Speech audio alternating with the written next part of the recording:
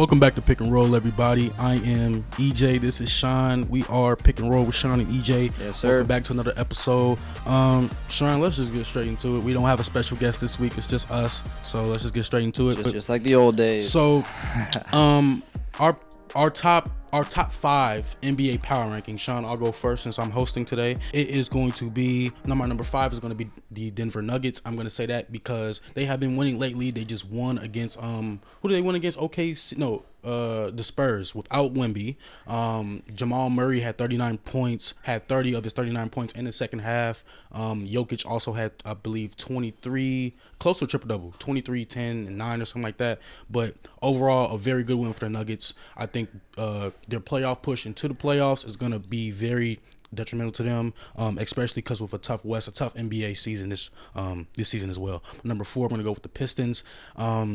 Me and Sean talked about this off camera, but the Pistons have had a little bit of a rough stretch lately. They just won against the Sixers without Embiid, Maxey, Paul George, obviously, and Maxey. So it was a bit of a tough game for the Sixers, especially with Campaign not really producing what he did last game when he had 30.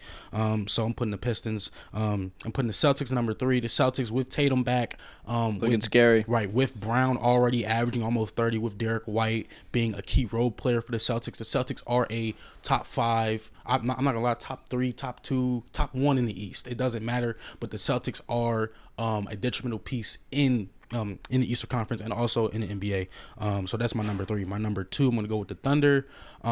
The Thunder, like we have said, are the best team in the league, but weekly power rankings go weekly. So I'm putting number 2. Not to say that they're having a bad stretch, but I will say that my number 1 is the Spurs. They have just done better. Wemby was out last game, so they lost. But other than that, they've been winning games. And also they are a young team. People need to remember that. This isn't a veteran team where it's full of vets. This is a young team. And they're winning a lot of games, competing with OKC in the first. So that's my top 5. Sean, what do you think about that, man? You know, I will say the Thunder have the Spurs. First of all, the Spurs are a great team, sure, way better than we thought they would be. Absolutely. I think they definitely have a case for top 2 or 1 spot in the power rankings. Absolutely. But I just want to point out that the Thunder do have a larger win streak. They've won 7 straight. Sure. They faced adversity with injuries. No Hartenstein recently, missed a few games. J-Dub's been out for most of the season, and they're still getting it done in clutch time against good teams. They beat New York recently. They beat the Nuggets the other day. They beat Celtics last night, although without Tatum, but they've been without Tatum all year. And, you know, is it safe to say that the Celtics are East favorites right now? It's not. That's not hard to argue, especially with, you know, you have your number 1, essentially, like your number 1 piece coming back from an Achilles injury.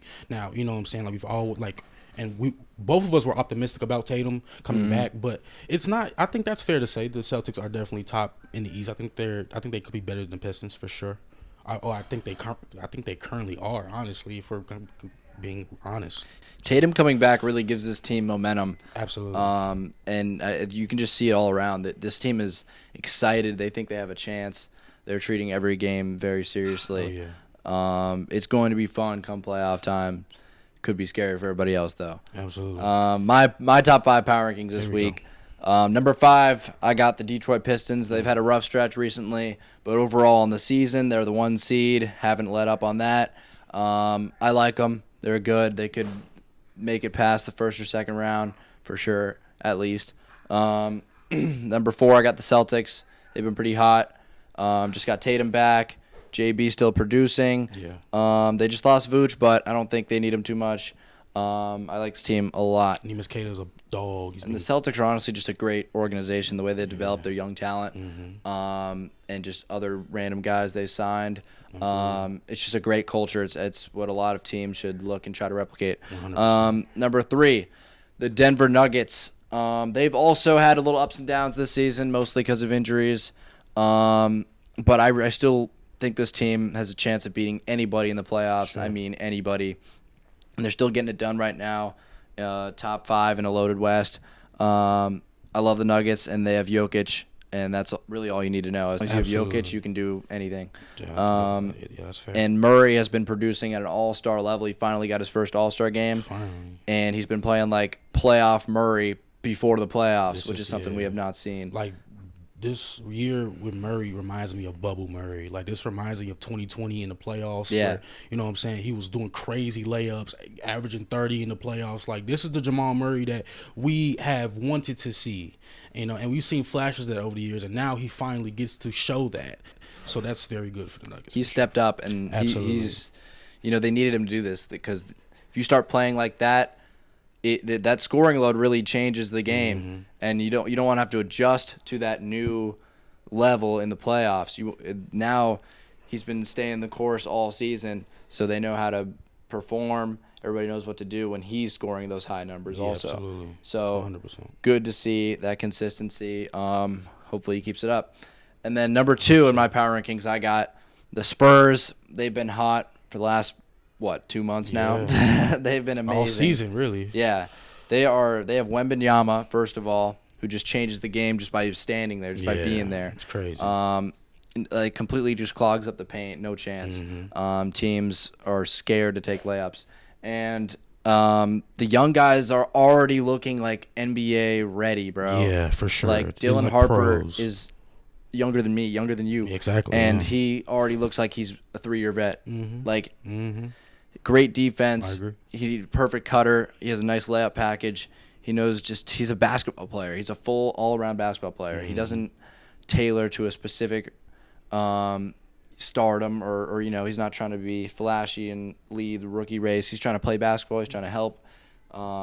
Good ball movement, good cutter. Absolutely. This dude will do whatever it takes to win. I think Spurs are just a good team overall, and like and to your point, like these young guys are playing like 3-4 year pros, like, you know what I'm saying, like they make their first All-Star this year or their first All-NBA team. These guys are proving to the vets, to KD, to LeBron, to Curry, to all these vets that the young guys are stepping in now. That it's their time. You know, as much as we want to honor Bron and them, but like it's like the Spurs are legit, and they're the youngest team in the league, one of the youngest teams in the league, and they're proving that they're legit. So you know what I was thinking about the other day? What's up?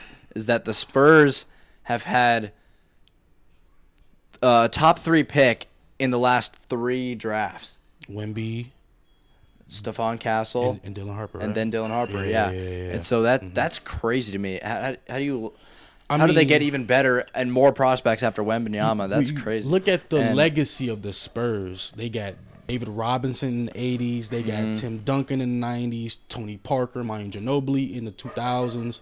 You get Kawhi in the 2010s. And then you get Wemby, Stephon Castle, and you get Dylan Harper in the 2020s. But the Spurs have been always good at getting good picks. It doesn't matter what position, center, point guard. It doesn't matter. With Popovich, with the current coach that they have now, I don't know. I forgot his name. Excuse me. But like the Spurs have been known to getting good draft picks to lead to championships. And you know that 2024 draft with Castle. Yeah. My Hawks picked Ricochet number 1. Castle ended up being the best player in that draft. I think it's safe to say that. And so they just got 2. They got Wembanyama, who was clearly the best in his draft, and then back-to-back years they got the best player in that draft with 2023, 2024. And now you have Dylan Harper, who is not the best in this draft, but he's really good, and this is a loaded draft. And we're potentially looking at the start of a new Spurs dynasty core. Yeah, true. This looks a lot like what Ginobili, Duncan, and Parker looked like. You know, the 2 guards and the big. I'm seeing similarities with Dylan Harper and Manu Ginobili. Just Dylan Harper has a worse shot. Yeah, I think so, because they both have really good driving abilities. Manu Ginobili back in the 2000s, but in his position was one of the best drivers. Him and D Wade were two of the best drivers in the NBA during that time. And Devin, you said Vassell? Vassell is also. I think Castle and Vassell. I think those two. Those two resemble Parker and Ginobili the most. I think for sure. I think with Vassell, he has that Tony Parker where he has that mentality. I'm gonna get to the bucket. I don't care about you. I'm not gonna pass the ball. Whereas Castle, he's like Ginobili. He's gonna pass the ball first, but he's gonna get you like a euro, and he's gonna get the bucket. I think he's more of the Tony Parker in this equation. He seems to be like the facilitator. All we know is they're both winning. They're both winning like Ginobili and Parker. But Yeah.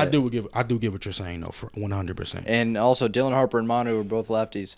And Yeah, that's crazy. Yeah. And I think Harper can definitely develop a jump shot. Absolutely. Just give him a few more years. I really like that core. Castle and Harper are really promising. They just fit. They just play basketball. You know what I mean? Play Like, they don't basketball. play a role. They play basketball. Right, exactly. And they can fit into most systems. And I think they've Castle. You know, he came out of UConn as a system guy, as a cut and dunker and rebounder and defender. You know. With a loaded UConn team, and now he's come in and been challenged to take the starting point guard role, and see him come up the floor and create possessions we didn't see prior. Right. And I think he has some high turnover games sometimes, and he's still finding his way in. But he's only 20 years old. That's what I'm saying. He's he super young. is blossoming into a great player, and Absolutely. I think his ceiling grows constantly. Yeah, And absolutely. I really like the Spurs team, and they're just getting started. And if this is the worst version we're going to see of this team, man, Y'all better prepare for some hell. it's scary. Y'all talking about OKC.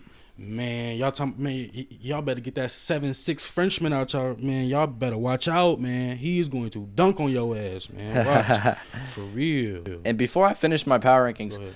I just want to say, or maybe ask the question rather, is it possible we can see this Spurs team make the finals or win it all? This season? Normally, I like to write teams off Sure. for just the age factor. Like, normally I'm writing the Spurs off already because of age. Like, Right. doesn't matter. They're not ready first time, you know. But this is the rarity. This is the first really young team I've looked at and been like, you know, this record is not fraudulent. Like, they It's not, have yeah. They've been a legitimate chance at a deep playoff run. Like, I don't see why they can't. I think the Spurs, and this is through their whole history, the Spurs have always been a team game. It's not just here's one player is going to score 30 and everybody's scoring 10. No, everybody's putting in their part. Yes, Wemby is the number one option. Yes, he's an all-star. Yes, he's DPOY. Yes, he's MVP candidate. But you got to look at everyone else. Look at Vassell. Look at Castle. Look at Fox. Look at Keldon Johnson. Look at all those players. Look at Luke Kornet. Even Luke Kornet's been balling on the Spurs. Like, everybody on that team has played, and it's not a role. They just play basketball, and they put the ball in the bucket. That's the only goal of the game. And so, to your point, yes, can they win it all? Can they go to the championship? Yes, I think they can. It's just a matter of experience. That's the only thing that's like stopping them is experience. They nobody has experience on that team to win a championship, go to the playoffs, make a deep run, do it all over again. You know what I'm saying? Yeah. So obviously we expect them to decline in the playoffs. Sure. We expect rookie mistakes to be made. Sure. But I think this team is so mature for their age. Absolutely. And I think if they just do the right little things defensively and they keep stick to the offensive game plan, I think they definitely have the tools to. And if they get lucky, luck is a factor too. We've seen in recent playoff years that I think they could end up with a deep run if the right dominoes fall. they can make the playoffs for sure. And they're a lock for the playoffs. Finals. I think this team could exponentially get better. And it's hard to really gauge right now. The experience thing is a deep factor, but also just Wembanyama's presence changes the game, affects teams, makes teams uncomfortable. He's the tallest man and in the so league. So I feel like it's different because most teams don't have a 7'6" top 5 NBA player. Absolutely. And so, you know what I mean? Like, I think it separates this team from prior young teams like Detroit maybe that I'm kind of writing off because they're too young, or other teams in the past that we've ruled out for being the age factor. And I think this changes everything because Wembanyama is such a unique player and how he affects so much parts of the game that even if they do play bad and their age shows, I feel like his defensive presence, what he does to teams, even with his offense too, like his movement, where he draws defenders, and how he prevents guys from going to the rack. On the other team, I think like he can still do those things on a bad game as long as he's trying. Right. You know, like if they can keep their defense up and they stop other teams from scoring, they can make rookie mistakes on offense. They can have trouble scoring, and they'll like get you away with said, it. they are super young. Like this is the first time that like we've seen the Spurs be a legitimate contender since the Kawhi, Manu, Tony days. Like it's been almost a decade. So it's like they're super young. If they don't make the finals this year, that's actually good for them because they know what to do. They like you said, those rookie mistakes that you make are detrimental in the finals. So those mistakes, if they do make mistakes in the finals, in the playoffs entirely, that's good for them because they can learn from that. They can develop. Wemby's already a top 10 player in the league. Like I think he's just gonna get better and better, and he's still young. He's at least a top 10 player. Exactly, like minimum. You feel what I'm saying? So it's like to your point, they're super young. We just need to wait and see. But I have a lot of confidence in them for sure. I think, I don't think we can tell this team what it can't do right now. Sky's the limit for them for sure. And they have already exceeded expectations, in my opinion. Absolutely. Anything they do is still exceeded expectations. 100%. And they're going to run into some trouble with Denver for sure, even though last night it was pretty close without Wemby. But the playoffs is really just a different beast. It's a different animal. You see different coverages. You see stuff that's not anything like the regular season. I think it's safe to say they know they have OKC's number. Everything comes with experience. OKC's been to the playoffs before, even before the championship run. They went to the first round. I think they went to 5 or 6 against whatever team, with the Pelicans or whatever. I think they went to the third. I think they went to the second round. They lost to the Nuggets. They won against OKC in that first round. I remember that. But like OKC made the playoffs, and it took even though it took them a year to get to that title run, they did it. And so with OKC, it all comes with experience. Like I've said before, experience. If Wemby goes against LeBron in the finals, LeBron, I'm sorry, is whooping Wemby's ass. I don't know about 2026 41-year-old LeBron. LeBron has won 4 titles. He's lost 6, whatever, but he has experience. He's been to the finals. As in his first finals, he was he was 18 when he got in. 22? He won his first finals against the Spurs, got blew out. Like, it again, experience. It takes. It might have been like time. 25. Nah, because he went to the finals in 2007. He got drafted in 2003, so 4 years. So that's 22, 23, something like that. Oh, yeah, made the finals. His first title was a few years after that. Yeah, his first finals 2012. But I'm saying making it to the finals, not even winning it, making it to the finals is one of the hardest things ever. And so with Wemby and the Spurs, again, experience. It comes with time. Like it does come with luck. It comes with patience. You just have to wait and play. The whole thing, you need to play basketball. When healthy, though, they're undefeated against OKC this season.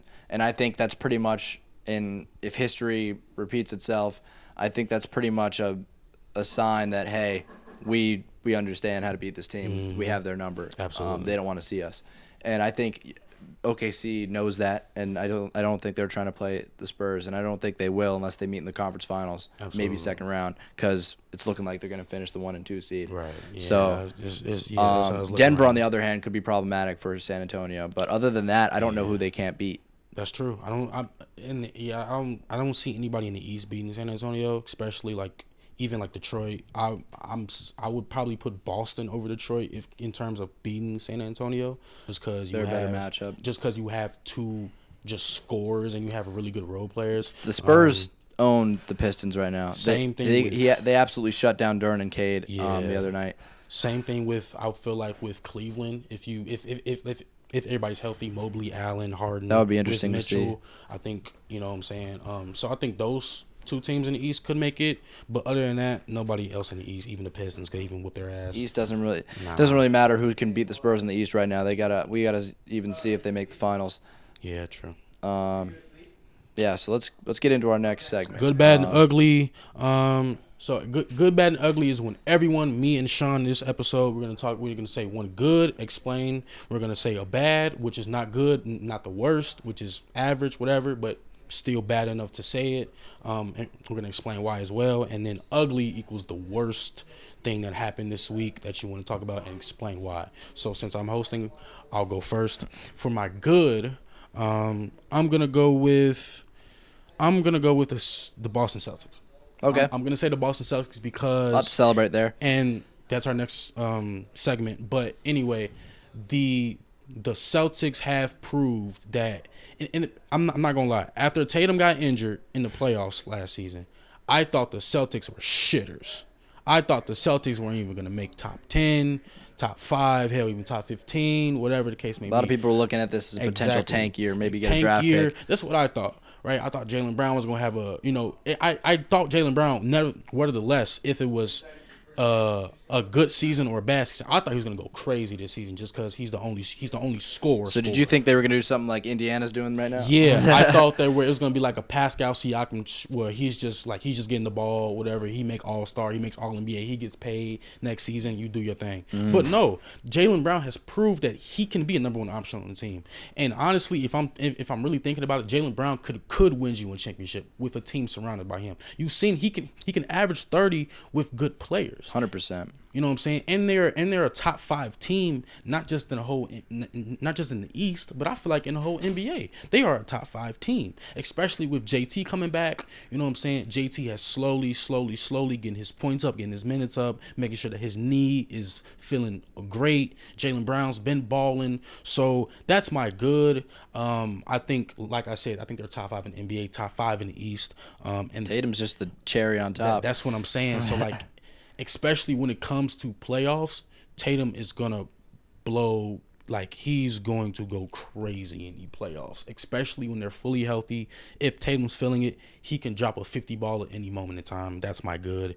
My bad, I'm gonna say the Clippers. And you've heard me say about the Clippers all season, whatever the case may be.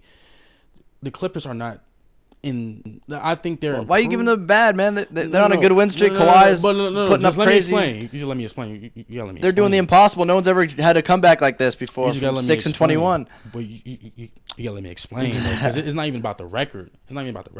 It's about how are the Clippers going to tank but also win games. Like, it's not the worst thing I've seen, but it's definitely, it's not good at all. Like, are you trying to make a play-in push, or are you trying to tank and get more picks? Yeah, what are you trying to do? It's a bit of a Hawks situation. But I feel like the Hawks in a better situation because you have your top 3 players. Like, you have your top 3 pieces. You have Kuminga, you have Daniels, and you have Johnson, so that's fine. But what I'm saying about the Clippers is that, like, you have Kawhi, like, and he's a dog, I'm not saying that, but Darius Garland's on the bench. Most of your team is, like, to your credit, to their credit, they've been playing great.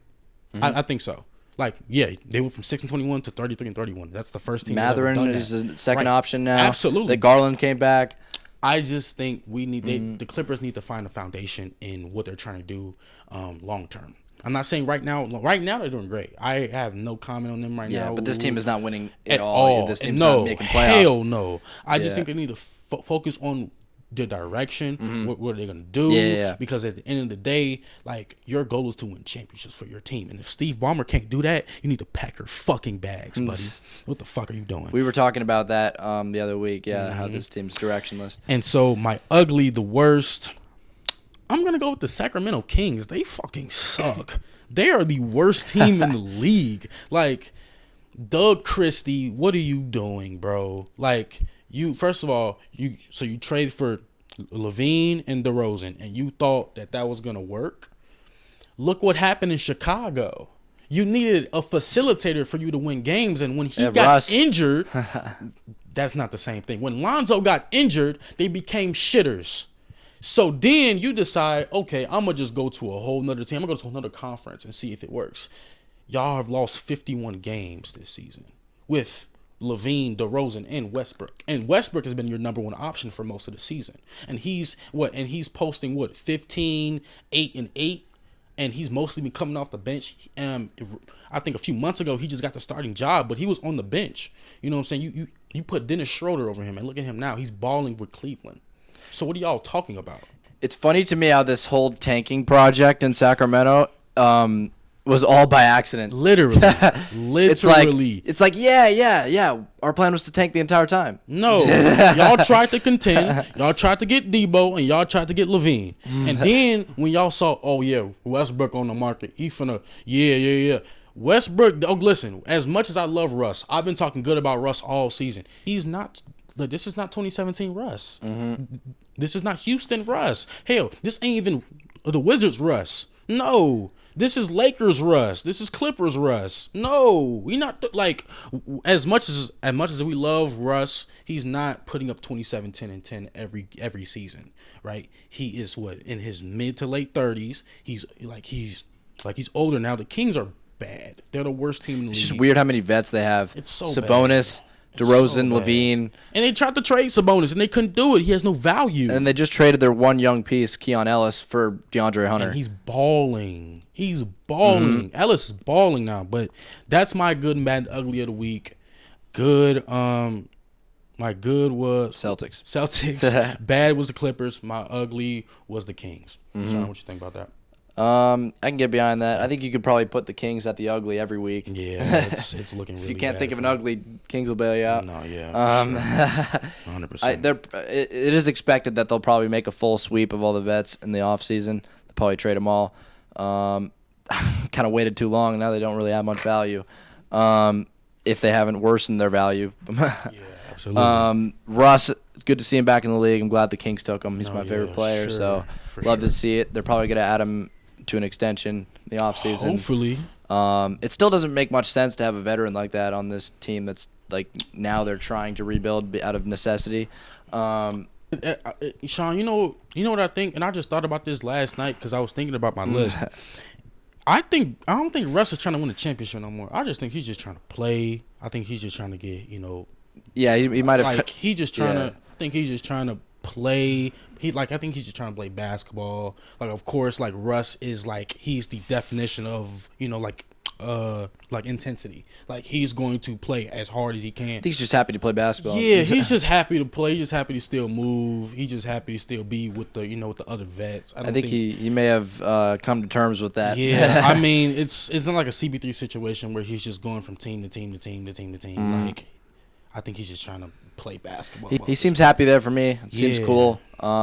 As a Russ fan, I love to see it. Also, for all those fans who were sending death threats to Russell Westbrook's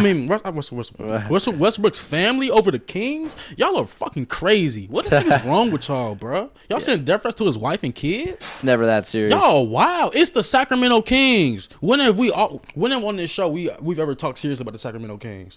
Never. Okay, then. What the fuck is y'all talking about? Y'all weird. They're a meme. Weird ass.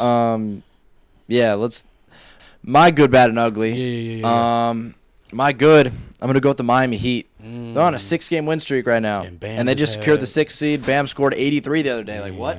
Where'd that come from? 83? Someone said Bam scored 83. And I was like, what? No, I was like, what? I pulled up my phone and I was like, this is real. No, yeah. And he passed Kobe Bryant like on a fucking Tuesday. On a random I'm Tuesday. like, on a random Tuesday. It's just unreal, dude. I mean, I'm honestly at a loss for words. But anyway, my main point is I think the Heat are underrated. I think they can be scary. They're not going to win no damn conference title or championship or anything. I don't think so but either. They could potentially upset a team or give a team problems in the first round for sure. When Norman Powell gets back, they have Hero now. Kel'el Ware's been great off the bench. Jaquez could be a 6th man of the year candidate. And Davion Mitchell's just a good kid, bro. He defends at a high level. He's there. Yeah, he facilitates. A defensive anchor. Yeah, he reminds me of a younger Gary Payton, where he's just and so his nickname for Davion Mitchell on the Kings is still now like it's off night because every star has had an off night when Davion Mitchell is guarding him. That's how good he is on the defensive side. Offensive side, I think he could be a little better, but when it comes to pure defense, he's one of the best guards when it comes to defense, I think for sure. He does things that Tyler Hero can't do. Exactly. He does things the other guys need they can't do, like defense at the guard position. Facilitator, he's great. He stepped into that role. Absolutely. And then Bam obviously scoring 83. I like this team. It's the Heat culture, man. Yeah. They're tough. They're resilient. I like them. I think I wouldn't want to play them if I was a high seed. Nah, I wouldn't either. If I was Detroit, if I'm Pistons, I'm trying to avoid that. Yeah. Do not underestimate the Miami Heat. They will torch your ass. And Wiggins is still solid. Yeah. Averaging about 19, 20. My bad. I'm I'm going to go with the Minnesota Timberwolves. Okay. They're on a 3-game losing streak, and they're all blowouts. And Ant has played pretty horribly in all of them. And Randall's going back to his old ways of kind of chaotic mess. Yeah. Just drive and kick, hope he doesn't turn it over, and pump fake and try to draw a foul. But it's just, I don't know. I still don't understand, like, over a year later, why they made that trade. Karl-Anthony Towns for Randall. Oh, Randall. Because it's like they're not even that much different. Like, no one is clearly better than the other. And if anything, Cat is better. Oh, yeah. And like, and it's weird also because today's NBA is shifted to the formula of a double big, and now you just got smaller, it's just it's weird, and I didn't understand it at the time, and it's especially don't understand it now. It's worked out for New York; they're better, but sure, I don't know what the thoughts behind the Timberwolves were and what they expected out of Randall. I think once we look, like, to your point, because I was thinking about this, there are a lot of teams who have a lot of double bigs. You got the Jazz, with you got Jackson Jr., and you have they're the newest addition. You have OKC with Hardenstein and Chet. Cleveland with Mobley and Allen. You could possibly say a Kongu in. No, I said Porzingis. No, I thought Porzingis was on the Hawks. I'm tripping. Never mind. But yeah, those 3 teams have double bigs, and I think it's just gonna grow. So Houston's got Houston. Yeah, with Sengun and KD. Absolutely. I think there are a couple teams out there with more double bigs. I can't think off the top of my brain, but to your point, I think you're right. I think the Timberwolves. I don't know why they made that trade, because Randall, as good as a player as he is, it just doesn't make sense. I think best case scenario they break even. Sure, like, you know what I mean? Like it just doesn't move the needle enough. Like, why are you? Nah. I don't understand. And maybe they wanted to avoid paying Cat a bunch of money. It might have been a contractual thing. But here's the thing, he's been there for 10 years. Why trade him? Like, he's your star. He's like KG, where, like, he was there, and then, it's like he finally had enough, and then he finally won the title with another team.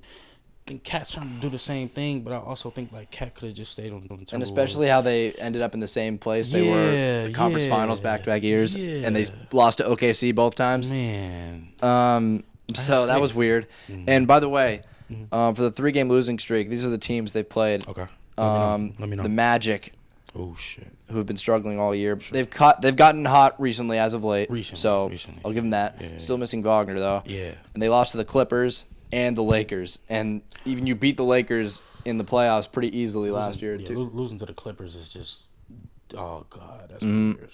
That's insane. I don't want to overreact, but now I'm thinking maybe if the Lakers play the Timberwolves this year, it could be different because. Oh, so now you're giving the Lakers credit, huh? I think now you're giving the Lakers credit because Lakers looked good against them. I don't know if it was just good. I don't know if the Lakers did the right things or if the Timberwolves just did all the wrong things. Could be both. So we'll see. We'll see on that one. My expectations for the Lakers are still really low right now. But yeah, it's a rough stretch for the Timberwolves right now. I know it happens. That's why it's my bad. It's not my ugly. Like, I'm not terribly worried about this. Sure, I think they'll recover and be dangerous in the playoffs. It's a little concerning, but it's definitely like weird. It's rough. You don't want to see Ant-Man dropping 14 points, right? And 1 of 10 field goals, especially because he's your star and like you depend on him. Like, nobody's depending on Rudy Gobert to score 30 points a game. Like, and just to clarify, Randall did start the year off pretty well. I would say he was averaging 24. He was great. Yeah. But now he's kind of deteriorated. He's kind of gone back to that New York Knicks Randall. It's just it's a little odd. Yeah. I don't know, but maybe we're just pointing fingers. The whole team's been weird right now. Definitely. My ugly, worst of the worst. Right. My Falcons sign Tua. Man, the QB spot in Atlanta just went from bad to worse. Yeah. Why do you first of all waive Kirk Cousins for no value whatsoever? Okay, you but you throw a bunch of money away. But you act like Kirk just won you a goddamn He's better than Super Tua. Bowl. Yeah. I mean, if you're talking about last season, sure. He showed some bright spots at the end of the year. I'd rather just start him and wait on Michael Penix instead of sign Tua. True. I don't know why. And that's understandable. This move just ruined my day. I'm gonna be honest. The second I saw it, I was like, like as if Atlanta sports couldn't get any worse. if the Falcons couldn't get any worse, it's like they're trying to be a bad team. They hire Stefanski, and then they get Tua as their starting QB. At least y'all franchise tag Kyle Pitts. Stefanski and Tua is like the worst combination I've ever like. You never know. I mean, Tua could have a resurgence year. You know, you were saying all that crap about Stefanski and Shador. Imagine but that's the Browns. Imagine Stefanski and Tua. Okay, that's the Browns and Shador. This is the Falcons too. They're not much better. Okay, but that was a rookie quarterback with a new coach. Well, not a new coach, but a coach who just hasn't had success. You know, in a minute, and you go to the Falcons with a quarterback who. I don't know what's wrong with Tua. Like, what's wrong with Tua? Like, what? It's the head injury. Is that it? Is it like brain damage? It does a lot. Do you think like it's his playing style, or do you think it's just really? It's got to be the brain damage. Okay. He can't think as well. So you don't think that Tua could have a good year in Atlanta? Probably not. I have no reason to believe he would. With Drake London, with Bijan, with Kyle Pitts, with AJ Terrell, with a couple others on the team, you don't think that Falcons team could at least make a spot in the playoffs? Could win the NFC South? That's the ceiling. I have pretty low expectations. He said that's the I think ceiling. We're even worse than we were last year. And last year we had a decent chance, in my opinion, on paper. No, yeah. I think if y'all would have won a couple, like 2-3 more games, y'all would have made playoffs for sure. Y'all would have beat Carolina. But it's Atlanta. It's unpredictable. Yeah, it's just weird. So since that was your good man ugly, we're gonna move to this. We're gonna talk about Tatum. So Tatum returned last Friday from an Achilles injury. If you just been living underwater for the past year, he tore his Achilles last season in the playoffs in the conference finals against the Indiana Pacers. He went out, I believe, in Game 6, and he just came back. And the Celtics have been on the tear this whole season without him, with Jaylen Brown averaging almost 30 a game. So, Sean, how do you feel about Tatum, and like what is your prediction leading into playoffs? Like you know what I'm saying? Like, what's going on with that? I think this is the best case scenario right now. They brought him back with just enough time in the season. What is there, like 23 games Absolutely, left? A couple more just enough left. time to get warm, get his feet back under him, get a little landscape of the NBA right now, and just get used to having him back. And he looks scarily good. He looks for crazy. coming back less than a year. This like same season after he tore his Achilles, which is like crazy to me. This is unheard of. This is one of the fastest recoveries I've ever seen. And he's averaging, he's on a minutes restriction of only 27 minutes per game. Like, what? Yeah, 27. 27 is your starting minutes restriction. That's like 6 man. That's crazy. Oh, that's like 6 man. Like those are starter minutes. Yeah, those are starting center minutes. And for sure. and he's averaging, his percentages are a little down. He's shooting a little bad. He started leaning on his jump shot. Like, you notice how he comes off the screens and he shoots the three he normally takes, except he's now leaning forward and he kind of over arcs it and it hits the back rim. And so I think that's just a matter of balance, getting your feet back under you and adjusting back to the NBA in-game style, because it's fast-paced, it's hard. And especially the Celtics, for sure. Yeah. And a few months away, a year away from the NBA is like ages. Especially when you haven't played basketball, you can just be like recovering and stuff like that. Like, rustiness is real. That's like rust is real. But it's good to see Tatum actually coming back, and this is the first of its kind. Like, we saw like Kobe came back from Achilles injury, he wasn't the same. You know what I'm saying? We've seen a few others. Derrick Rose wasn't the same. You know what I'm saying? So guys like that, we've seen Kyrie out. Kyrie hasn't played in 2 years. Like, this is the first of Tatum's kind, like superstar level. I think Tatum looks really good, and I think he will get back to where he was. Absolutely. He's already pretty damn close. And it's weird. Maybe he's just with the whole leaning threes thing. Maybe he's just getting used to like trying to get foul calls again, or I don't know. Risky. It's really weird. I don't know why he just keeps leaning forward like that. It really messes up his shot. It's just go straight up, man. You know what I mean? But it's definitely just a rhythm thing, just getting back into the feel of it, the swing of things. I'm pretty confident that he'll be good come playoff time. And even if he isn't, next year, load him back up. I think even if he isn't ready for playoff time this year, Jaylen Brown is going to take over the charge. And they can win without him, too. Exactly. They can definitely win without Tatum. Now, I will say that regular season games and playoff games are very different. But at the end of the day, Jaylen Brown has won a title. And people don't remember this. both when Brown and Tatum were young, they were facing Brown in the conference finals and took him to 7. They're experienced. So it's not like they're unexperienced. They have more experience than almost every goddamn team in the East, and I can honestly say almost in the West as well. So it's not like if Tatum's out, or like they're cooked. No, Jaylen Brown is going to do that. Same with Derek White. Derek White was on the Spurs with Kawhi and Tim Duncan and Parker and Ginobili. He has experience too. So the Celtics are set up for success, set up for greatness, especially. And I think at minimum, Tatum's probably going to get better. We agree on that. Yeah. And this is probably the worst we're going to see of him right now. But even if he doesn't, I think I like this version of Tatum makes the Celtics better. Yeah. In my opinion, I think they are contenders regardless with or without him. Yeah. But if they get this version of him, this is even better than I thought he would be. Oh, yeah. And so he can hit a clutch shot every now and then. He struggled to close it out without JB against the Spurs, but that's too much pressure to put on his shoulders. He's less than a week back. I think this is only a plus. There's no subtraction here.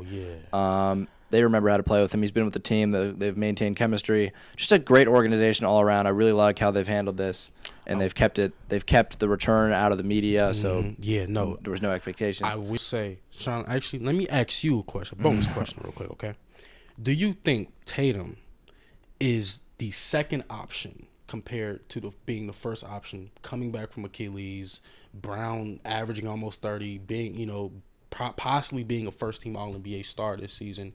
I think he's deserved it. Do you think Tatum is now the second option now? You know what I'm saying? I think currently, yes. Currently, yes. But if he gets back to where he was last season, like the Tatum we all know and love, he's back to being then first. he's back to number one. Okay. But right now, JB has to be one because Tatum is coming back. He's not fully dependable. Now, and to your point, you said this earlier. Vooch was out. You add Vooch in there, you add another scorer, maybe not as much. He should be back come playoffs. Right, that's what I'm saying. Maybe as much not defense, but you're definitely going to get you 15, 12 out of him for sure. And he's also a plus. That's what I'm saying. So, especially in the post where, you need post work, he's he's one of the guys. But back to Tatum. I think JT... to your point, even if he doesn't come back for playoffs, the Celtics are one of the best teams to win the title. I think they're one of the favorites. We said the Spurs, we said the Nuggets, hell, we said OKC again. But at the end of the day, who has the most experience aside from LeBron? Because who has more experience than the Celtics? Not many teams. Playoff teams. Playoff teams back. Seriously, who has more experience than Boston, JT and Brown? And you add Derek White. Nobody has more experience than them, so they're set up for greatness. They're set up for success. Even with JT out, and with JT in, that's one of the scariest teams in the league. And also, they were so smart about this. When Tatum was out, they allowed the other guys to rise up and fulfill the gaps of places they missed from guys leaving the offseason, the trades with getting rid of Holiday and Porzingis, and now with Tatum out most of the year before this, other guys have had to step into those roles, and the Celtics have developed them properly to produce. Now you have other factors. Shireman is up there now. He's looking really good. I like him.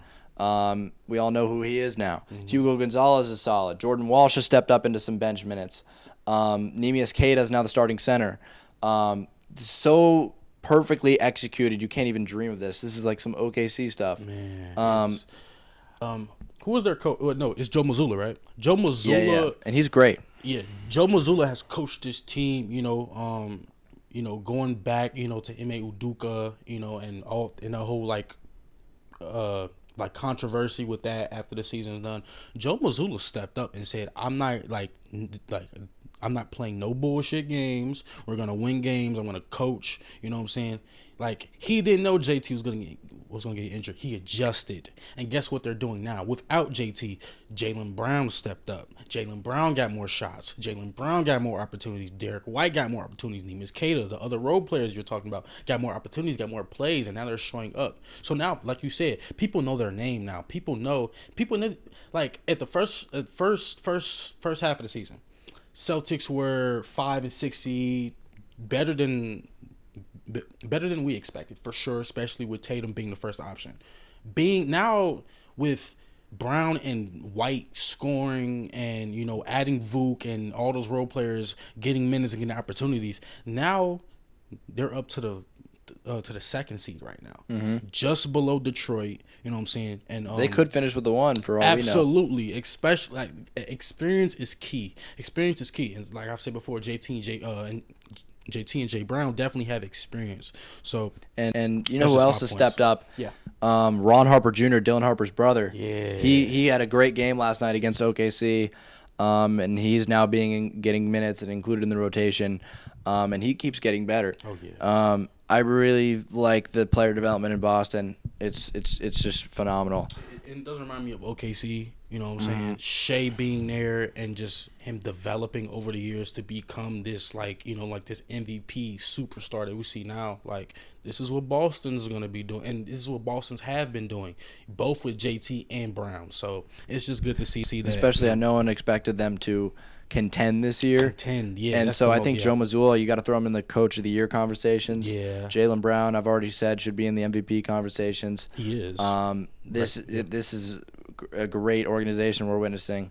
And by the way, the worst version of Tatum right now is 19 points per game, 6 rebounds per game, 3 assists per game, 39% from the field, 29% from 3. And the Celtics are 2-1 when Tatum plays. Honestly, I think that's the best you can get over a guy who just came back a week ago. Like, especially from a torn Achilles. Exactly. Like, in less than a year of recovery time. That's what I'm saying. Like, if people expecting him to score over 25 a game after a week of being injured, after what, 8 to 10 months being injured, you're crazy. You're out your goddamn mind. He went down in May 15th, I believe, like, it's and came back in March. So what? Like, it's about 10 months. 10 months? 10-month recovery. And if y'all expect him to score over 20, 22, 23 a game, you're crazy. You're crazy. I expected him to be like this, like that 19, 20 point per game area. You know what I'm saying? Let Brown still get his opportunities and shots, but also get your shots too. Prove that, you know what I'm saying, that you are, Tatum. Prove that you are the superstar that Boston needs. You know what I'm saying? So yeah, I absolutely another option to step up. I absolutely and they got a lot of firepower and clutch moments. They got Pritchard, Derek White, Tatum, Brown. List goes on. The whole nine. Switching to a different sport, we're going to talk about the most notable NFL trades and or signings that happened. NFL offseason is here. Yes. So the first signing trade that we're going to talk about is we're going to go to the NFC. We're going to talk about the Vikings. The Vikings just picked up Kyler Murray. What do you think about this trade? What do you think about this signing? I mean, it's pretty useless. Honestly, it's a step up from 9. It's a step up from J.J. McCarthy. Yeah. And now that's kind of disrespectful. Now he's on the bench. His growth is stunted. I mean, they tried to give him a chance, but it just didn't work out. I mean, like when they beat Chicago the first week, okay, it was like, oh yeah, 9 is the best. No, he shit the bed. He got injured, and then look, this falls more on the Minnesota the Vikings organization. You know why? Why? Because now they feel more shitty on releasing Sam Darnold, don't y'all? Y'all feel crazy releasing Sam Darnold because he just won Seattle Super Bowl. But it could have just been a system thing. No, I don't think so. I think Sam Darnold on the Vikings, he won 14 games in his first year there. We've seen that with quarterbacks before. Like Baker Mayfield. He was not doing well on the other teams. We're not talking about Baker. He wasn't. Okay, but you act like Tampa has won 14 games. Tampa has never won 14 games. But they had a great start. They just got so injured that they couldn't carry the load. Okay, fine. Let's compare Baker team and Sam Darnold's team. JJ. Well, that's just a better roster. Okay, and they're winning a Super Bowl. They're going to win a Super Bowl with Sam Darnold on the Vikings, with JJ, with all the pieces they had. They would have won a Super Bowl if they made a few other trade, whatever the case may be. But they feel shitty for getting rid of Sam Darnold, trusting JJ McCarthy, saying this is our future, this is our new Tom Brady. It didn't work out. And now you have somebody who on Arizona didn't play, who's been injured for the past couple of years, who hasn't had a good season since Larry Fitzgerald left the Cardinals in 2020. Yeah. So it's like one of those things where it's like, what do the Vikings need to do? I think the best case, they sneak into the playoffs and Kyler Murray's just enough to get Justin Jefferson going and the other receiver. Jordan Addison. Yeah, that's right. I think it's really just all in the receivers. If you can get the ball to them, anything's possible with Justin Jefferson and Jordan Addison. What about the Giants? Just got Tremaine Edmonds. They got who else did they get? The Giants got they got John Harbaugh, obviously, but the Giants, their defense has gotten better, and also with the remaining pieces they got, they have like Abdul Carter, you have Kayvon Thibodeau, you have Dexter Lawrence. Their defense is great. Now with their offense, you have Malik Neighbors, you have Scat, you have hopefully Jackson Dart continues to develop and stops running the ball. Absolutely. And hopefully Cam Scatterbo comes back recovers nicely. There's baby steps with this young team. I think the NFC has gotten better over just this this off season, honestly. Speaking of the off season, what about your Bears? Have lost a lot of pieces. I don't want to talk a lot of pieces, man. I don't want to talk about the Bears. I don't even talk about the Bears, bro. But the Bears released C.J. Gardner-Johnson, Jaquan Brisker, Tremaine Edmonds, who I just said went to the Giants, got signed by the Giants. Nashawn Wright to the Jets. Who else did they get rid of? They got rid of Kevin Byard.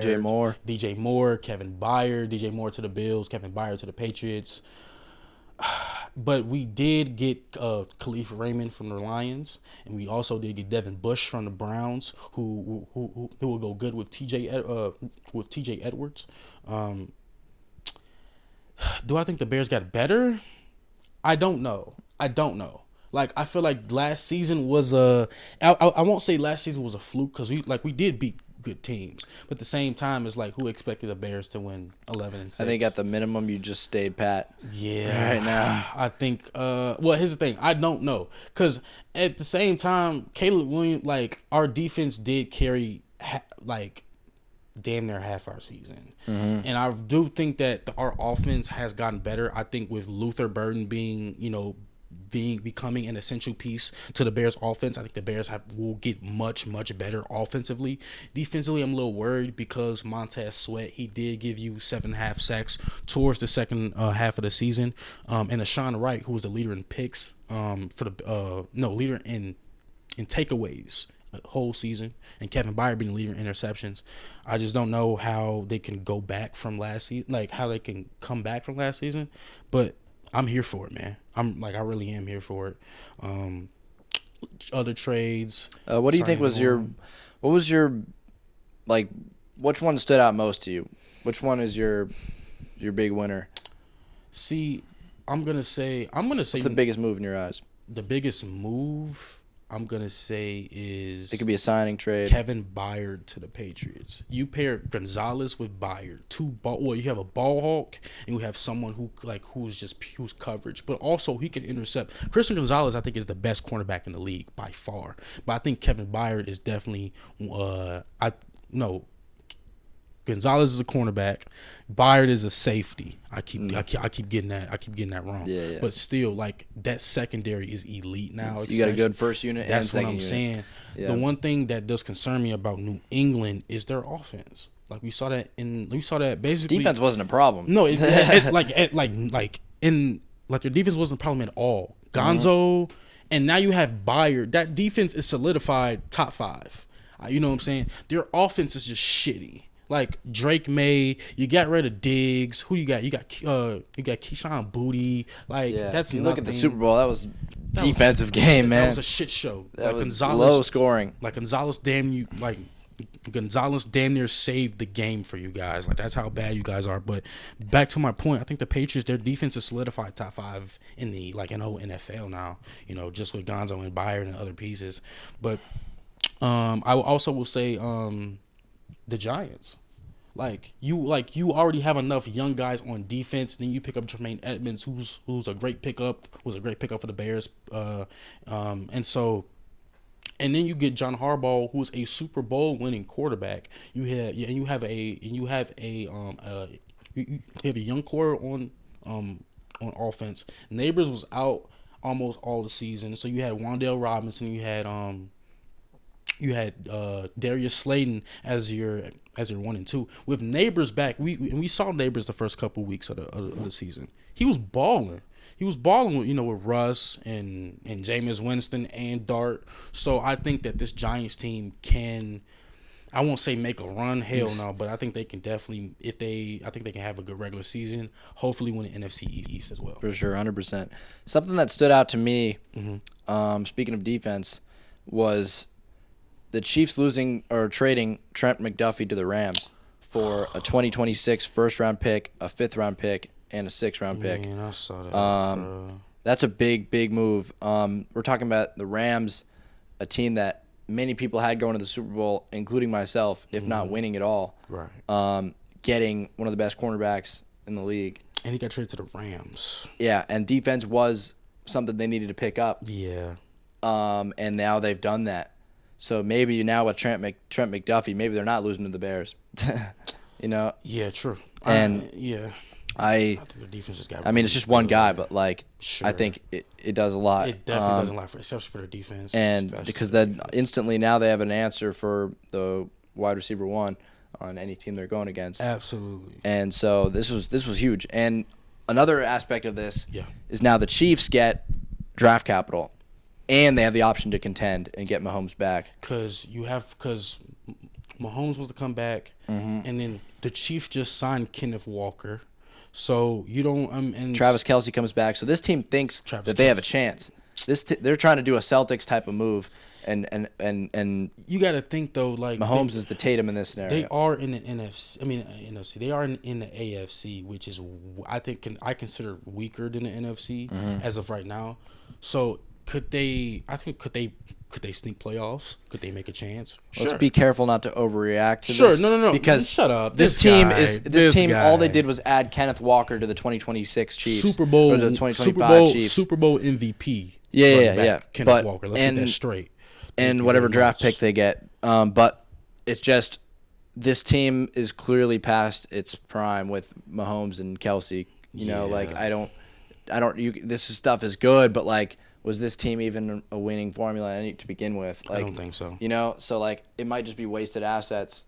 But we'll see. They definitely got better. The Bills just got DJ Moore, so you have Josh Allen. You have James. It's good for him. You wanted the Bills to make a bigger splash than that, but DJ Moore solid.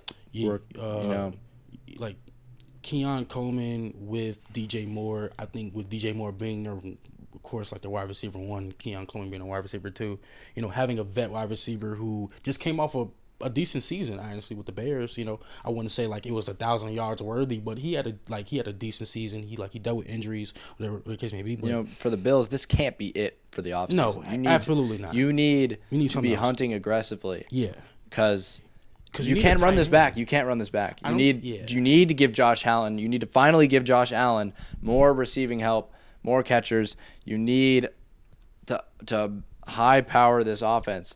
You need to give this guy something to work with. 100%. Because Dalton Knox or whatever his name is, Dalton Kincaid and whatever Knox dude. Knox. And now they have DJ Moore is probably filling in for him. So like, Sure. that's still not enough to me. You know, It's not at all. They need another star added to the mix if they want a Super Bowl run. They need a certified yard getter. They need like a Marvin Harrison Jr. Need someone like who can catch deep balls, who like or like a what's his face? You need like a Malik Neighbors. You need someone like that. You need Somebody solid, unexpected who could break out. Oh yeah, you know? like and is DJ Moore the guy for that? I'm not sure. Probably no. They need to do some. They need to find something comparable to JSN for Seattle and how he was able to carry them. No, and it was all I don't think the Bills is just gonna do anything. Who else? Like I said, the Jets just got Nashawn Wright from the Bears. Geno Smith to the Jets. He's back to the Jets for a second stint. He's back to the Jets for a second stint. I think he was drafted by the Jets. He was there for 2 years before he got traded. The Jets, what do you like? I'm not saying like they're. I think I don't even know what to say about the Jets at this point, bro. Nothing needs to be Like, said. Like Nashawn, like here's the thing. You know, what's a crazy fact? Nashawn Wright had 8 turnovers for the whole season. Leader in takeaways the whole season. The Jets had 0 that whole season. 0. So that's just very ironic that they're gonna get the guy who led Man, league in I'm getting turnovers. tired just thinking about the Jets. let's move on. Let's move on to the too much Jets talk now. One more thing, the Jets did get Minka Fitzpatrick, who was on the Dolphins. And speaking of the Dolphins, we got the Dolphins just got Malik Willis from the Packers. I think that's a great pickup. Better than Tua? No, I think that's a great pickup. He had a great last couple games in the season with the Packers. What are the expectations for this Dolphins team? I just don't know what the vision is. There are none. I mean, you fire Mike McDonald. Tyreek Hill was probably not. He's not expected to come back to the Dolphins. Jalen Waddle's on his own. Devon Achane just signed a new contract. I don't know what this team expects, But at the end of the day, I will say that I think they're just going to be a bottom team. They're just going to tank, try to get more picks. Yeah, I think is that all? I mean, trades. I think that's all the trades that we've seen. Pretty much covered all the major bases in this. So we have a new segment this week called 30 for 30, where everyone, me and Sean, we decide on rankings. So this ranking this week will be all the NBA teams from 1 to 30, or from 30 to 1, as I should say. In the power ranking format. So we're talking pretty temporary. This is not our title contention list. Exactly. This is the right now. Yes, these teams power rankings. are looking good. Power rankings only. This is not any title, no MVP. This is just power rankings. Who is better than who other team? We're kind of going to do a little around the league talk, a little checkup. And then we're going to give a brief discussion for each team. We're going to go around. So, Sean, I'll go first. Number 30, the Kings. I mean, obviously they're the worst team in the league. I think they're tied with the Nets and the Pacers for the worst league. I think they're the first team to lose 50 games this season as well. And they all did it by accident. All did it by. Funny. You know what the craziest thing about this whole thing is that they didn't even mean to lose 50 games. They meant to go for at least a play-in spot. Yep. And it's not even possible at this point, even if they won all the games. And now they're just going along. It's like when you It's like when you do something by accident and you're kind of just like, I meant to do that. Right. It's kind of when you bank in a 3-pointer. That's what I'm saying. There's not really much to say about the Kings. They're the worst team in the league. I think like you said, this was all by accident. Like this wasn't on purpose, like the Jazz or the Wizards or the Pacers. They really got LaVine and DeRozan and Westbrook and all those players to compete for a title. Like that's how bad they are. And I just don't know what title. Maybe the in-season tournament title. I don't know. Maybe, but it doesn't make sense. There's really nothing to say. They are the worst team. We already talked about them enough for today. Yeah. Number 29. Number 29. Brooklyn Nets. Yes. This is pretty obvious, a tank season. Yeah, tank season. I mean, after a couple years ago, you trade everybody, KD, Harden, Kyrie, trade a couple more pieces, and you get a younger team, and then you get Michael Porter Jr. You have a great asset in him now. Absolutely, and breakout year. I think over 24 points a game. Sadly, did not make the All-Star game, but the question to me is, what do you want to do with him after this season? Do you want to keep him? Is he part of the future core you're trying to build? Well, to me, he doesn't really fit the time frame. You might want to trade him while his value is high. Yeah, his value is very, very high. Add to the young core. I think you trade him to a young team, maybe a team, you know what I'm saying, like that needs another, like a 6-man scorer, because Michael Porter Jr. He could be a starter and a 6-man. It doesn't matter. Who's your favorite Nets rookie this year? Did any of them hit? Hell no. They drafted they had 5 picks in this draft. Igor Dimon, I think he was okay for the first half of the season, and he just got injured. Became shitty. So I don't believe in any of them. I think Demon has the biggest chance, maybe, because he's a nice passer. He's a nice passer. Yeah, he can add some offensive, more scoring abilities to his game. I don't know. It's pretty rough. Yeah. How do you go 0-for-5 on picks? You can't. I mean, Brooklyn has always been bad on picks. I mean, they traded all their picks for KG and Paul Pierce 12 years ago and didn't get anything in return. So and then the whole KD Kyrie experiment. The whole KD Kyrie Harden experiment. They were supposed to win the title. But injuries, the foot on the line. Shit happens. Yep. 28, yeah. The Indiana Pacers. Now, This is now, so their tanking was actually like on purpose. Like they did this because Tyrese Halliburton got They calculated injured this in Game 7 of the finals. Premeditated tank. And you trade Miles Turner after you lose, but you get Zubac actually, who's I think is better than Turner. They're looking scary for next year. Yeah, they found their Miles Turner replacement. Oh yeah, and Zubac just had his first game yesterday, like as a Pacer. Nembhard has gotten them good minutes. Nembhard, and then like Siakam is your number one option, of course, until like Hallie comes back. And honestly, Jay Huff has looked great. He's top 3 in blocks per game, I think. Yeah. He's solid. Yeah, you should definitely keep him around. I think pairing him with him and Zubac, that's a defensive like. Those are like, even though like they're not known for defense, especially Zubac is known for post work, like an offense and rebounds. But Zubac can definitely he can defend the post. Like to your point, Jay Huff, he's one of the best shot blocking like centers in the league. You know what I'm saying, compared to other vets.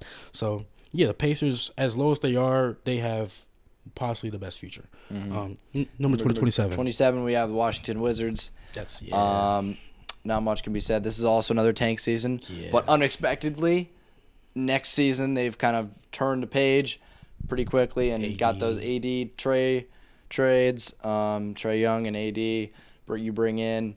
So now this team is like, all of a sudden, you know what? We're tired of waiting. We're gonna make a splash. And they just picked up guys that nobody else wanted, and now they're gonna just make a run for it for the hell of it. And can't say I blame them. They don't have a history of getting lucky and fortunate enough to get top picks, so might as well. And Trey Johnson's a stud. They have some pieces. Alex Sarr is beginning to blossom. I don't know. He's looked good to me this season. I don't see the future in that kid. Like as good as he is, like. Yeah, he's 7'2", 7'1", whatever. Yeah, he's big. Yes, he can dunk. Yes, he can score. But how do you pair him up with AD? Like it's double big lineup. I don't know the winning formula. I don't know how it's gonna work, especially if AD gets injured. Then Sarr will have to carry. Yeah, it's the injuries is just another thing. I don't think anyone should want AD just for that reason. And Sarr is what, second, third year in, not really experienced in this league. He's always been on he's always been on the Wizards. He's always been on this trash ass team. Yeah. And you pick up two vets. Especially AD, who's been in this league for a decade plus, and Trae Young, who's about to be in this league decade plus. So, strange, unexpected move. But absolutely. You know what? Well, I guess we're on the ride now. The roller coasters. I guess has begun. Yeah, I guess so. Number 26 is the Utah Jazz. They're a weird team because I thought they were gonna make at least like a play-in push, maybe a playoff. They just decided to scrap this season. They just decided, okay, we're gonna go for Jaren Jackson Jr. We're gonna pair him with Markkanen. We're gonna try this double. They also have the Kessler and JJJ duo next year. And you have Keontae George, who had a breakout broken year. out this year. I think he's averaged over 23 a game. My question is, do you think they're gonna ever get rid of Markkanen, or do you think they're gonna keep him? Markkanen is their star. I think Markkanen is their guy. Like, I think Markkanen is their franchise guy. Like he proved that. When he broke out, I think he traded from Cleveland. This whole the whole big trade with Jaren Jackson doesn't really make a lot of sense right now. But it is Danny Ainge after all, who is. It'll make sense once the time is right. He doesn't ever do anything stupid. So we'll see. I just don't understand right now what the rush was. We've talked about this before. That I just don't think this team is good enough to contend. I mean, they're relevant now, I guess, but I don't know.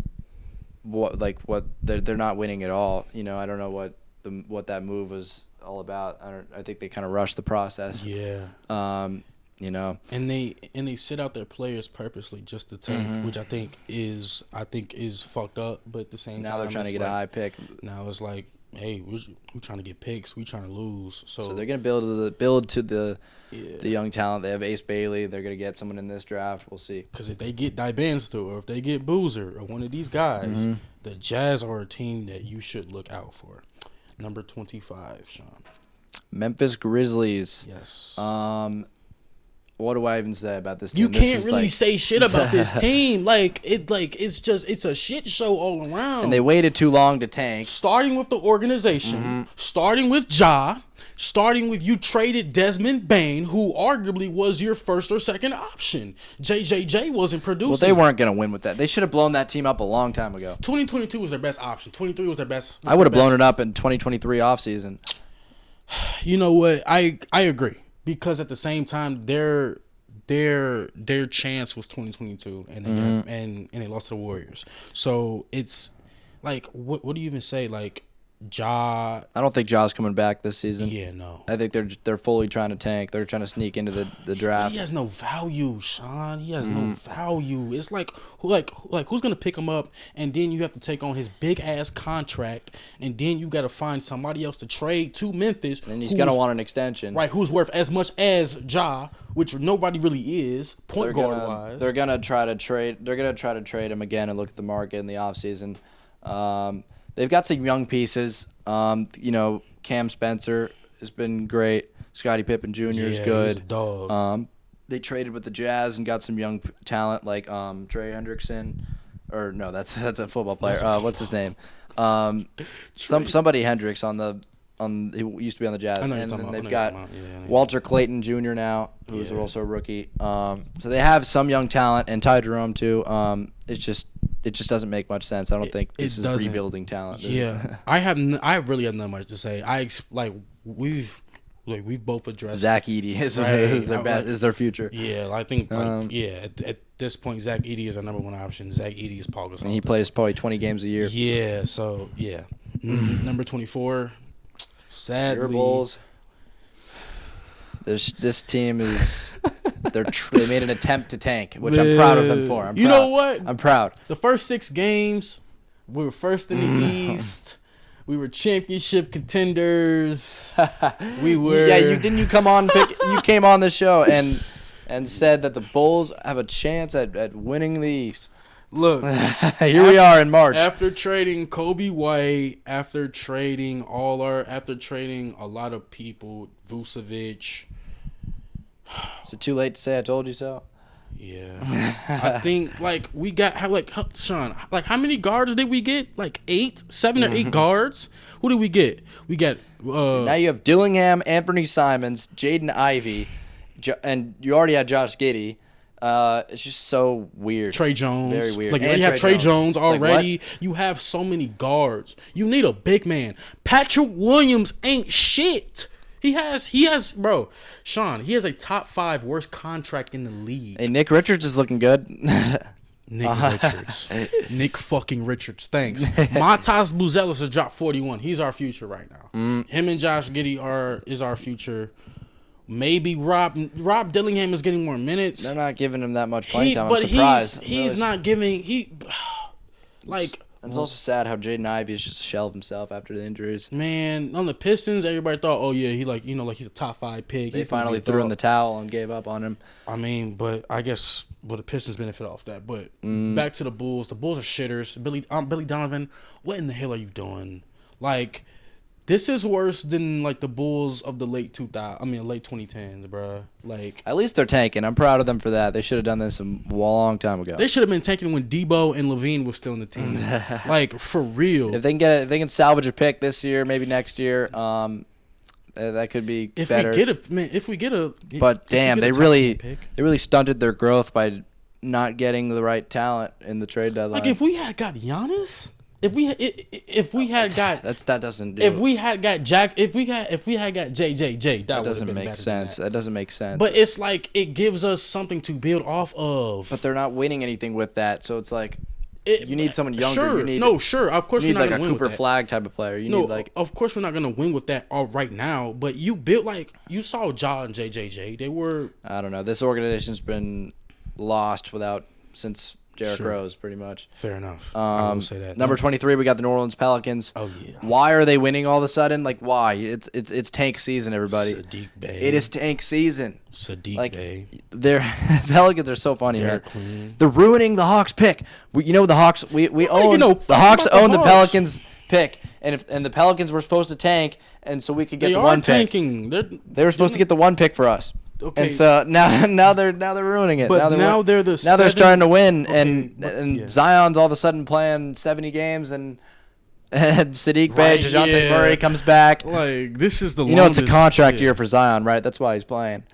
Hey, but he's been balling though. Mhm. You can't lie. Like he's played Showing majority up. of the season. Showing up. As much as people say, "Oh, Zion don't play," he's played. Mm-hmm. Like, I haven't heard any news about Zion, about him being, like, not playing or doing other, other things outside of basketball. You feel what I'm saying? So it's I'm like, curious to see what they do in the offseason. Like, do you get rid of all these guys and stack young talent, or because I think it'd be stupid to try and contend with this. Well, I mean, shit. They tried to. They've already tried, yeah. They tried to contend, but at the same time, you didn't have enough pieces. Like Brandon Ingram and Zion Williamson is not gonna win you a fucking championship. And then they added Sadly. DeJounte Murray with that, and that just wasn't a good fit. And he got injured, and he's really not a player where he's a scorer. Like, he's like a. He can get the ball in the basket. It just wasn't a good fit. It's just weird. yeah, It's a wonky lineup. Like, he was better with, like, Atlanta. I like Herb Jones and Trey Murphy though. Those are good pieces. Like, yeah. Derek Queen and Jeremiah Fears are good rookies. Man. There's Like- some potential. I think you got to get rid of the vets like DeAndre Zion. Jordan. You got to get rid of Zion and honestly Trey Murphy. Try to get some talent for that maybe while his value is high. And I don't know why they're not 29th right now. I don't know. Yeah, they suck. I don't know why. The 23rd. Number 22, it's the Dallas Mavericks. I mean, but what do you expect out of them as of right now? They have finally committed to tanking. Yeah, I The think that's next the best chapter. thing. Yeah. They threw the Nico Harrison trade under the bed, swept it away, put it down the trash chute, whatever you want to say. Good. And now they're fully committed to Cooper Flag, post Luka, post AD. So we'll see. They just got to add more young talent to that. I mean, yeah, like, there really isn't much to say about the Mavericks. Just add more young talent. Cooper Mm-hmm. Flag is a stud. You know what I'm saying? Like, he's gonna be better. Like he is this generation's Dirk for the Mavericks. Like, Mm-hmm. he is their star. You know what I'm saying? And you build around that. You know what I'm saying? So, I mean, the Mavericks are in a good position as of trying to get better next season. So I think this is a pretty good spot for them. For sure. Number 21, Sean. This Bucks team, man, the Milwaukee Bucks, why even bring Giannis back? Like, why didn't you trade him? After all the complaining, after all the bickering, after all the tweets on Twitter and Instagram and all the weird messages and all the signs and signals, get rid of the motherfucker then. He doesn't want to leave though. It's like Yes, you do. I don't know, bro. It's like a weird. I'm telling you, It's like a divorce where they're like so done with each other, but they feel like they have to stay together for the kids. And it's like, well, I mean, Giannis has been there since what, 2013, 2014. and it's like if the kids are seeing you guys yell every day and bicker, then it's like it's bad for the kids. So just divorce already. It's just, I think it's yeah. I think it's a tough love type of situation where it's like Giannis just wants the best for everyone, but like Kyle Kuzma is not gonna win you a goddamn championship. This team is not Cam built for Thomas is a not championship. winning, yeah. Miles Turner and KPJ are kind of bright spots, and Ryan Rollins has stepped up to the plate, but they just got to commit to tanking at this point. Like, Yeah. I think Giannis has done enough for this organization. He deserves to be traded. I don't know if he wants to be traded. I think if he said all he has to do is say I want to be traded, and he hasn't done that. So I don't even know if he knows what he wants to do. He doesn't. He wants to stay in Wisconsin because one, everybody loves him. And like His family's there too. Right, He's his settled family's down. there. Like he settled down. He has formed a relationship with not just like the Bucks, with the whole state of Wisconsin. It's tough, man. He's very loyal. Like, I think he wanted to be like Steph Curry in Milwaukee, Yeah. and like Kobe, you know what I'm saying? Like Dirk, you know what I'm saying? Like, he wants to stay there his whole career. So there's not really much to say about the Bucks except Giannis just needs to figure out what he wants to do, because either you can tank or you can tank. You know what I'm saying? You need to. I think you need to get rid of Giannis, or else it's just not gonna be good moving At forward. all. You either need to make a huge trade and get somebody to pair with Giannis, like seriously pair with Giannis, and really like actually try to win. But I don't think they have the assets to do that, and so I think you have no choice but to trade him and get a bunch of value out of him and tank. get rid of Doc Rivers, bitch ass too. I think you need to rebuild, start from scratch. Yeah, you need to Clean slate. You got a championship in 2021. Listen, that's all you can ask for. And as much as we hate on Doc Rivers, he has had a decent. I think he's one of the greatest coaches of all time. Mm-hmm. Not, championship wise, whatever. He's only won one, but like, I think, and he's retiring next season. Like, this is his last season coaching. Next season he'll be done. So like you said, they'll have to rebuild from scratch, starting with coaching. Starting with the and coaching then staff. it's gonna go to players and other stuff like that. So the Bucks have tough decisions to do. Number 20. We got the Warriors. Yeah, 10 in. Injuries really just destroyed this team. I didn't think they had a huge chance anyway, but any hope is gone. Any hope is gone now. We know who did. We know. It seems like Curry still wants to come back. He's still delusional about Jimmy's out trying for the to whole win. Season. Like, it's like save your energy at this point, man. Like their first option is Pods at this point, and he's not really. It's a really sad place to be in for the Warriors. Like Al Horford is trying to give you momentum, and then you just like Moses Moody can give you 25 and 12. Their future's very unclear right now. I wonder what's going to happen in the offseason because Curry, I don't think, wants to leave. He's going to stay regardless, no matter how bad or good they are. And so I think, honestly, I think you have no choice but to make a crazy move, like sign LeBron James or something. You know what I mean? Like because he might leave the Lakers, and so I think, or they might mutually depart from one another. I think the Warriors are still gonna stupidly try to contend because they have no choice is how they feel, and so I think they're gonna do an impulsive move, try to swing for the fences, try to get Giannis, even though I doubt he's going there. Try to get LeBron, somebody. Do you know who the Warriors could have depended on if they didn't trade him? Who? Kuminga. Kuminga would have been. Wasn't going to work with Jimmy Butler there. No. With Jimmy injured, with Steph out, and you was just Pods in that whole just with squad. the organization, the front office, the relationship was terminated. But I'm saying that I know, and I completely agree. But I'm saying if Kuminga was out there and he was the first option, they would be higher on this list. I don't know about that. We haven't seen enough of him. I think. Like, if Kerr had gave him a chance, he would have been a top 15 power forward, small forward in the league. I don't know. I can't say it. I truly believe that. Like, he might not think that. I believe that. I've seen Kuminga, like, show up in times where he has to. You know what I'm saying? So, it's like, as much as you're optimistic about it, I am sure of it. You know what I'm saying? So, That's the Warriors. 19, Sean. Philadelphia 76ers, they're probably just going to keep plummeting on this list. Yeah, it's looking the injuries are just – this team is cursed. Embiid will never, ever, ever, ever, ever be healthy. Paul George all of a sudden gets suspended, takes some performance-enhancing drugs. Are you dead as if they couldn't need – as if they didn't need anything worse. Right, He's finally like, I'm going to play this year. I'm back. And he does this. It's like, come on, you're a 14-year vet. Like, how do you not – know what drugs are approved? Like, and come on now.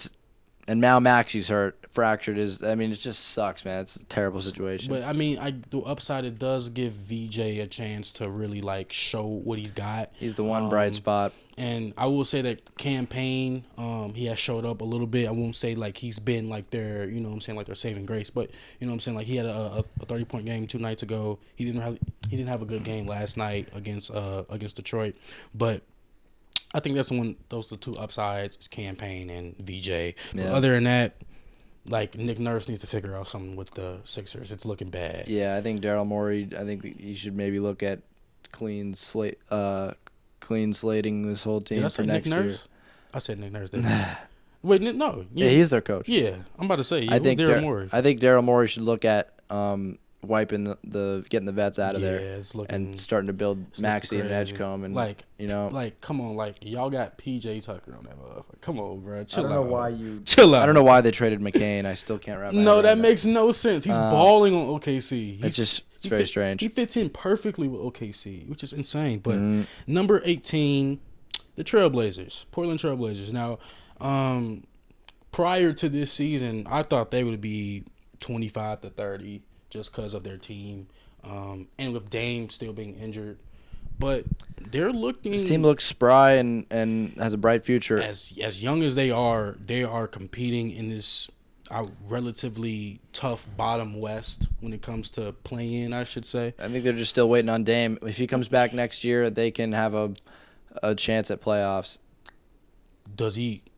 Well, do you think he come back for playoffs this season or no? Maybe he's not coming back, but no maybe chance. they have a chance if they win out the play-in tournament, improve the record a little bit. They have a chance at getting the AC maybe. I mean, if they keep playing like they, I mean, if Drew Holiday keeps playing like he has been playing, I think I have no. I like this team. They just need the star. They just need a Dame. They need a Giannis, somebody. You know. Yeah, they just need somebody. You know, I think it was a good move. I think it was a good move. Trending in the right direction. I think getting Denny Avdija from that trade from Washington was a great idea. You know, he was an All-Star this year, like one of the most random breakout seasons we've seen in a recent decade, I would say. So good pick for Shaden Sharp's still there. They have decent pieces. Holiday's been producing. Scoop. And you have Donovan Clingan. Absolutely. I like the young talent. Sure. That was number 18, number 17. Sean, go ahead. The Los Angeles Clippers, you know, they've had the biggest turnaround in NBA history, statistically record-wise. Yeah. And Kawhi Leonard has been at the forefront of it. He is amazing. I think he's top 10 at least now. Oh, yeah. Player in the league. You said Kawhi? Yeah. And Matherin has stepped up. They got heart for sure. Yeah. I just don't know like we said earlier, we just don't know what the point is. Yeah, like what's the direction? It doesn't matter if it's like if y'all are trying to make a playoff or play-in push, I would say, do that then. Like compete. But if y'all are trying to purposely lose games, that's fine. Hawks, number 16 is the Hawks. Atlanta. So mediocre. Up until recently, now we're over 500. They're on an 8-game win streak. Jalen Johnson has taken the torch down from Trae Young. Well, I think that's been said. And he is now the guy. They have great pieces, like you said earlier. I like Nickeil Alexander-Walker. Yeah. We love Jalen Johnson. I like Okongwu.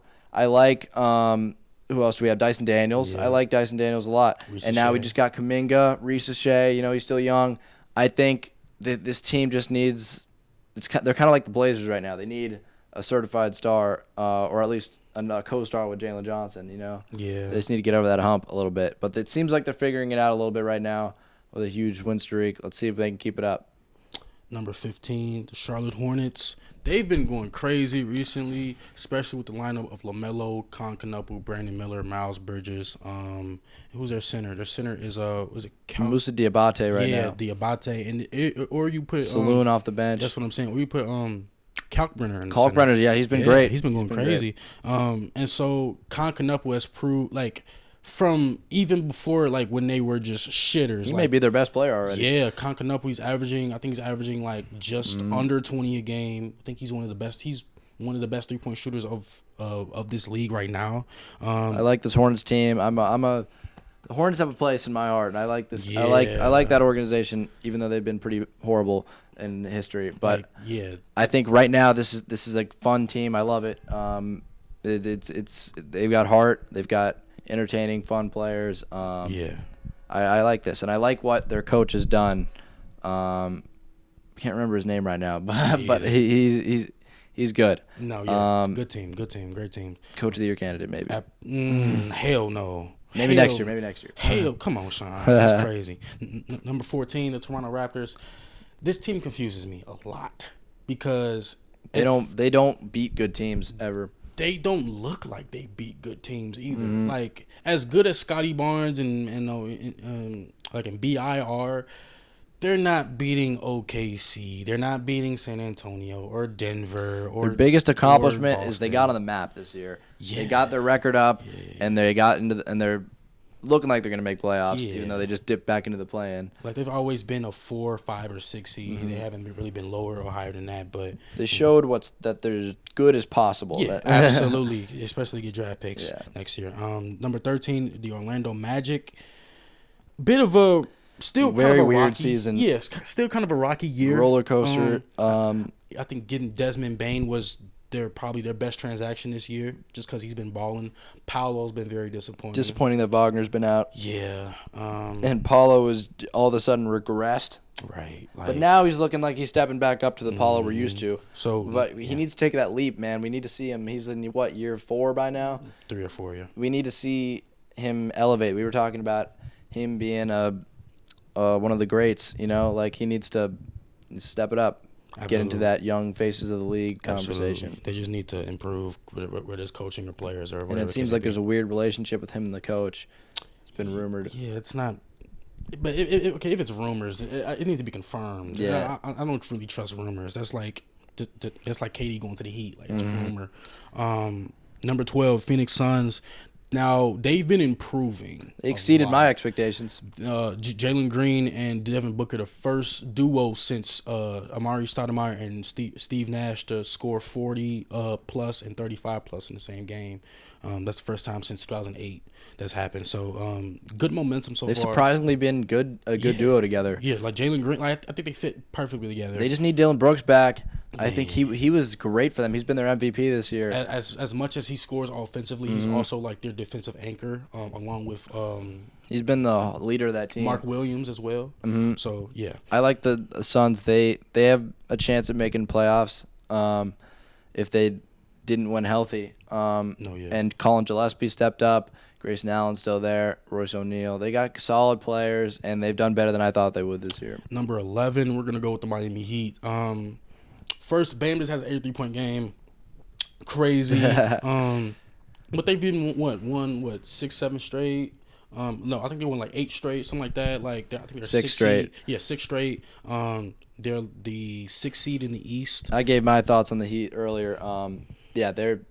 Don't sleep on the Heat. They could easily cause some trouble in the playoffs. Especially with a full healthy roster with Powell and Hero, with Khalil Ware, especially Bam. So that's one of those teams where you just got to look out for. Number 10, the Minnesota Timberwolves. We're in the top 10 now. Yeah, man. You got Ant. Couple rough game stretch. Ant, Randall, Gobert, McDaniels. This team's weird. They can contend, but they simultaneously can be a first, second round exit. Yeah, so. It's not. I'm not concerned for them, but definitely. I haven't decided on them yet. Yeah, they're in like my loose territory. They're in no man's land for me right now. They're like. I can't give up on them yet. I can't quit, but I also can't commit. I can't put in all the chips on them yet. Absolutely. I can't submit my bet. I can't place my bet. Yeah, I think they. I don't know if it's coaching. I don't know if it's players. I don't know, but something with the Timberwolves is not really giving championship contender right now. Number 9. We're gonna go with the LA Lakers. Luka. I'll give Minnesota a bigger chance than them to clarify. This is just power rankings right now. Lakers looking better.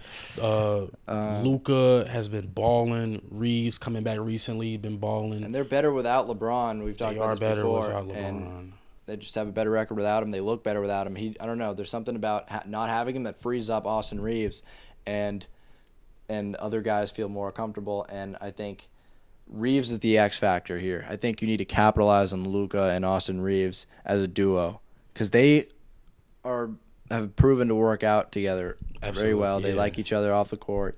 They really just shine more light on Austin Reeves, get him more shot attempts, get him comfortable. They just don't have a big man. Like you have Jackson Hayes and you have DeAndre Ayton, and DeAndre Ayton was supposed to be your Shaq, and he's been nothing. He's been nothing like Shaq. Yeah. Hell, he's been goddamn Kwame Brown, if you know who that is. Like he's ass. So that's my take on the Lakers. Number 8, we're gonna go to Houston Rockets. I'm ready to call it quits on them. No, you can't do that yet. I think they can upset somebody, but can't do that yet. It's gonna be tough. I think they just don't have enough. They need a facilitator. I've talked about them before last week. So they have heart, they have defense, they have size, but they don't have the decision making. They don't have the shooting. Like you can't rely on a 37-year-old man to score 30 points a game. Like you gotta get I feel like if Van Vliet was there, I think there would be either a little higher or a little lower. But they're definitely one of the best teams in the league. Sure. But they're not gonna win it all. They're not. I don't think they're contenders yet. I think if they win a couple more games, prove that they can use their whole team, not just KD, then they'll prove it. Number 7 is New York, the Knicks. I had them as my favorite to come out of the East at the beginning of the season, and you still do. They're weird. I don't know if I can say that now that Boston and Tatum has come back. Right. But I'm not completely out on them yet. They are weird, and they have very inconsistent games where they all just look terrible, and then some nights they'll look good. Brunson will be balling. So I think come playoff time, they will get better, as usual. But it's tough to say. I'm kind of sliding off my Knicks pick a little bit, but I'm still hanging on just enough to say I told you so in case it happens. Damn, Sean. All right. Our number 6, almost to our top 5, is the Cleveland Cavaliers. Now, picking up Harden, trading Garland, I think that was the best case scenario for Cleveland because you get a hot spot scorer who can score from anywhere. They're deep. They have size. They have scoring. Yeah. I think it's just going to come down to Harden like it typically does. Yeah, and definitely. I don't believe in him. So for that very reason, I don't think they're going to win it all or win the East. Yeah, and they're another team with a double big lineup with with Mobley and Allen. And when fully healthy, they are a top team in the NBA, especially in the East, especially when it comes to closing games. I think Mitchell is one of the best closers of this generation. He's great. And Allen, Mobley, two of the best shot blocking and defensive low post guys that we've seen this season and probably the past couple years. So I have faith in Cleveland for sure. They definitely have the tools. We'll see if they can put it together. Sure. Number 5, top 5. We have entered championship contending territory. Detroit Pistons. Now they're first in the East.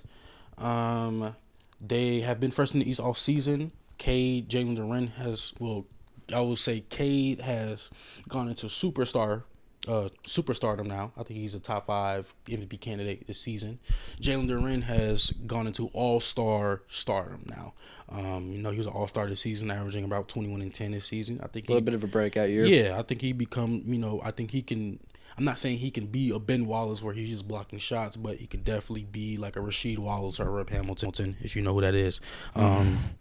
So yeah, that's the Pistons. I think the Pistons are a good team, a really good basketball team, who maybe has a chance of going to the East Finals. But this team relies too much on Cade Cunningham. I think and Duren. I feel like they're too top heavy, and Cade. What I saw the Spurs do to him, I think last week was, Wemby took out the paint as an option. Shut down Duren, although he didn't play that much.